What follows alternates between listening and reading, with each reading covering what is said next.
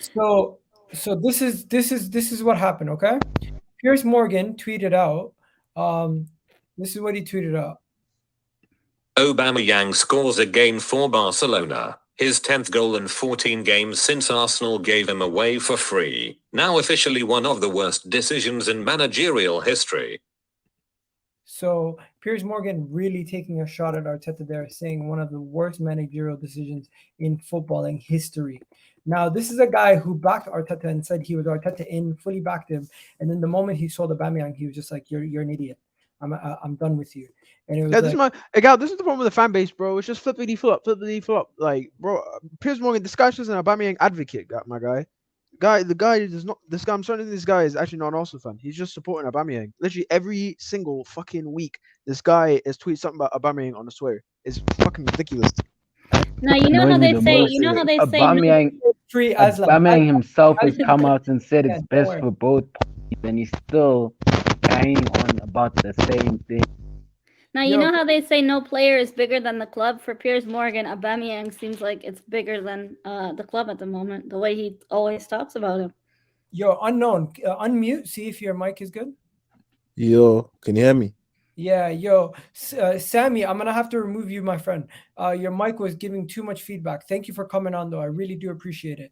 Now, let's just go on to the next thing. This was the reply from Lee Dixon, just to let you guys know. Piers, really, you are really making yourself look rather silly. Enough. Get over it. He was disruptive. Club always bigger, you know that. Then Piers Morgan said, I don't agree. We lost a world-class striker because our manager mismanaged him. Quite clear from his form at Barca, where Xavi loves him, that he's still a magnificent player, and we're left with Lacazette who hasn't scored this year. Terrible decision that will cost us top 4. Man called Aubameyang world class. Oh my days, Jesus and Christ. then Man called Aubameyang world class in 2022. Jesus Yep. Christ. Some players fit, others don't. Opinions is where it's at. Our coach decided he didn't fit. We all have our faves. He quite clearly is yours. Banging the orb drum suits you and your agenda, which is fine, but doesn't help anyone but you. I would say he's off and support. Interesting. And then what does he say here? You don't need to be patronizing. I've supported Arsenal for 50 years and always will. My only agenda is for us to be a competitive team again. Giving our best striker away for free and bringing in no replacement is proving to be the terrible mistake I said it was at the time. Apologize. I did not realize I was being patronizing. I'm just talking my truth. Right. And then from there, he doesn't respond to him after that. So that was the little Twitter spat that they had over Piers Morgan's tweet. This led to a little bit of back and forth. In my opinion, Piers Morgan has been talking about this for a long time period, and I have even spoken about it because if you guys don't know, I tweet out a lot of stuff, and I tweeted out my opinion on the whole Aubameyang since he left scoring 10 goals and Arsenal scoring 12 goals. And I said to myself, I just don't care. I think at this point it doesn't matter because Arteta made his bed and we lie in it. And on the Sun right now, as you guys can see, this is what they looked at the tweet by ESPN, and the first reply is mine. And I said, it does not matter because Aubameyang was not scoring for Arsenal. Move on. And one of my guys, Dave, says that was Arteta's fault, not Aubameyang's. One of the worst managerial decisions ever. And as you can see, the ongoing debate is still going on. So enough about the Piers Morgan thing. Let's talk about the Aubameyang side of things. Was it the worst managerial decision that Arteta made, or was the fact that we didn't bring in a replacement the actual problem? The fact that we didn't bring any reinforcements. It's the worst managerial decision made ever in the history of football, ever. To give away one of the best strikers, the top 10 strikers in the last decade, to give him away to Barcelona to score goals for free, while Lacazette here can't hit a barn door, is abysmal, terrible. So you think it's the worst managerial decision? Absolutely the worst. Absolutely the worst. Wow. I didn't think about that. I did not think this decision was the worst. Like, I think it's a little bit now we're speaking about it as the worst because we've lost 2 games in a row and we are not scoring goals. Let's be honest, Eddie Nketiah and Lacazette are terrible. But to say it's the worst managerial decision, I am kind of taken back by Can you name me a decision worse than that? Willian, But who did that? I do. Are you saying the worst managerial decision at Well, Arsenal? you're saying from Arteta. In the history of football, There surely has been way worse. No, there's name me definitely. some. No, there's worse. Bro, Like, bro, Aubameyang wasn't guy- firing. The guy left guy with 4. The guy left when he had 4 league goals. Aubameyang had Like, I swear Lacazette's got disciplinary what? issues too.